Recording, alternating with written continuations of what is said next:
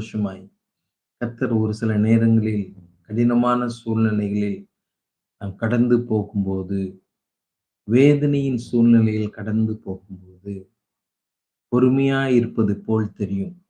ஆனால் கண்டிப்பாக என் தேவன் உங்களுக்கு முன்குறித்ததை அவர் செய்ய வல்லவராய் இருக்கிறார். ஒரு நாளும் அவர் உங்களை கைவிடவே மாட்டாருங்க. உங்களை விட்டு அவர் விலகவும் மாட்டார். 2வதாக இப்ப வாசிக்க கேட்ட பகுதியில் பார்த்தோம்.